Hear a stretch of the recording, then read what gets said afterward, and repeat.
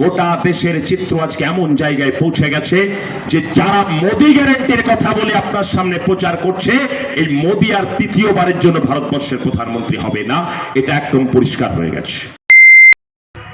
আমাদের যারা অন্নদাতা, যারা আমাদের ফসল ফলায়, আমাদের অন্নর যোগান দেয়, সে অন্নদাতা কৃষকরা ভারতবর্ষের সরকারের কাছ থেকে তাদের ফলানো ফসলের ন্যূনতম মজুরি চেয়েছিল।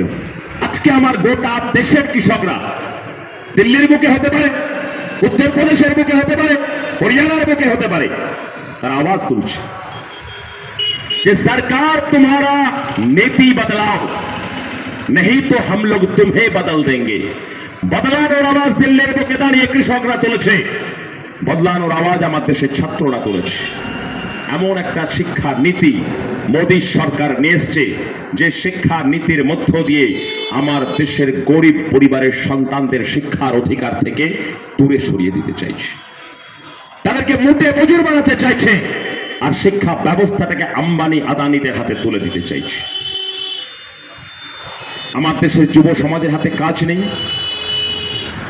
দেশের শ্রমিকদের যদি কথা বলা হয়, পার্লামেন্টের বুকে দাঁড়িয়ে সংখ্যাগরিষ্ঠতার উদ্যোক্তা নিয়ে মোদী সরকার এমন একটা শ্রম কোড নিয়ে আসছে, যে শ্রম কোড যদি বাস্তবায়িত হয় তাহলে আপনারা যারা কারখানার গেটে কাজ করেন, দিনে হয়তো 300 টাকা বা 400 টাকা মজুরি পান।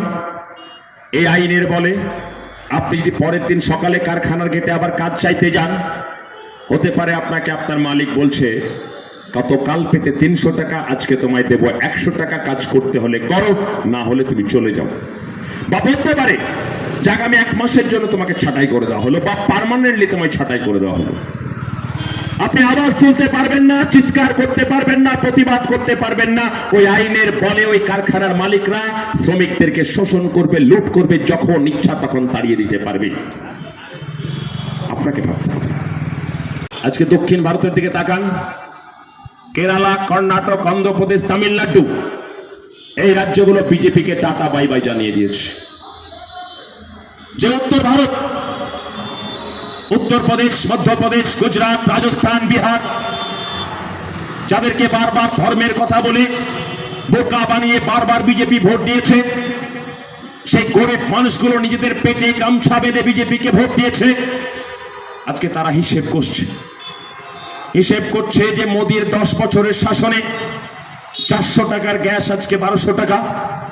তারা হিসেব করছে পেট্রোলের দাম, তারা হিসেব করছে নিত্য প্রয়োজনীয় জিনিসের দাম কোথায় গেল। উল্টো দিকে মা বোনেদের নিরাপত্তা নেই, যুবকের কাজ নেই।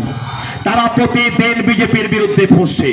গোটা দেশের চিত্র আজকে এমন জায়গায় পৌঁছে গেছে যে যারা মোদি গ্যারান্টির কথা বলে আপনার সামনে প্রচার করছে, এই মোদি আর তৃতীয়বারের জন্য ভারতবর্ষের প্রধানমন্ত্রী হবে না, এটা একদম পরিষ্কার হয়ে গেছে।